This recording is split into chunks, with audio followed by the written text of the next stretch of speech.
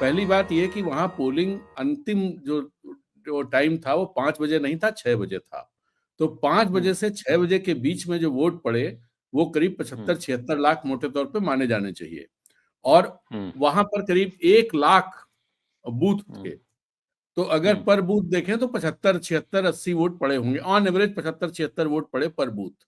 तो ये कोई संख्या ऐसी नहीं है। कोई और चीज इसमें हो तो अलग बात है, कोई और चीज हो तो मुझे कहीं ढूंढे मिला नहीं। एक बात ये।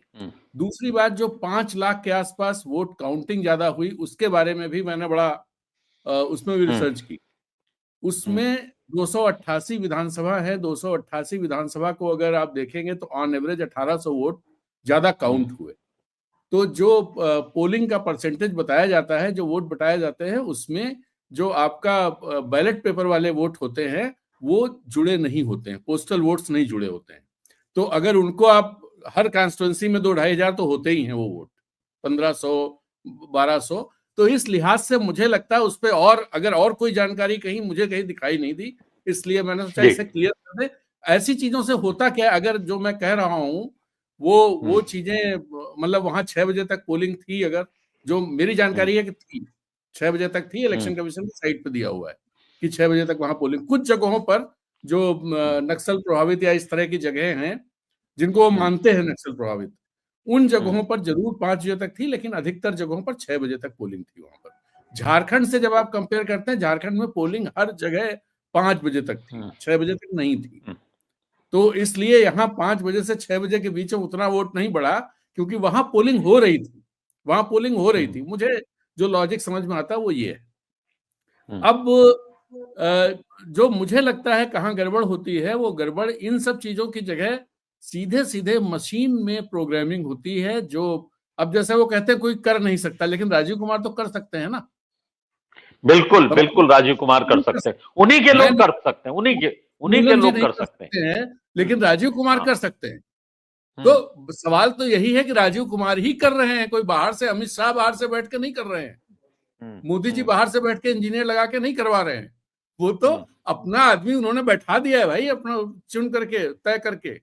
और इसीलिए कानून बदला कि जिसमें अपना आदमी बैठाया जा सके, वो सब कर सके। तो राजीव कुमार तो कर सकते हैं। राजीव कुमार को ये बताना चाहिए कि राजीव कुमार कर सकते हैं कि नहीं कर सकते। ये हाँ, उनसे ये पूछा जाना चाहिए कि अगर आपको करना हो तो आप कर पाएंगे कि नहीं कर पाएंगे। आप भी नहीं कर पाएंगे, तब फिर मशीन दीजिए और हम करके दिखाते हैं। अब मशीन देते नहीं हो आप। उसमें दरअसल अंदर जो मुझे लगता है, जैसे जो एलन मस्क ने जो बात कही, एलन मस्क की बात को गंभीरता से लिया जाना चाहिए। एलन मस्क कोई सामान्य हम आप जैसा सामान्य जर्नलिस्ट और सामान्य नागरिक नहीं है। वो एक टेक्नोलॉजी का बहुत बड़ा जानकार आदमी है, जिसने झंडे गाड़े हैं दुनिया में, और दुनिया की टेक्नोलॉजी के दम पर दुनिया का सबसे अमीर आदमी बना बैठा है वो। उस आदमी ने ये बात कही, और ये उस आदमी ने कही। इसके अलावा आप देखें, जो कॉमन सेंस है, एक्सेल जो लोग इस्तेमाल करते हैं कंप्यूटर में, उसके लिए कोई नेटवर्क की जरूरत नहीं होती। मैं पहले भी आपके शो पे ये बात कह चुका हूं।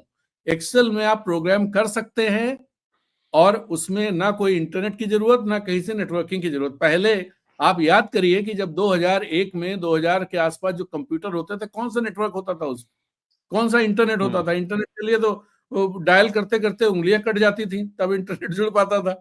तो कुछ नहीं होता था, सिंपल एक सिस्टम होता था। उस सिस्टम में एक्सेल अगर है, उस तरह की जो जो भी, उस समय एक्सेल नहीं होता था, कुछ और नाम उसका होता था, मुझे नाम याद नहीं आ रहा है।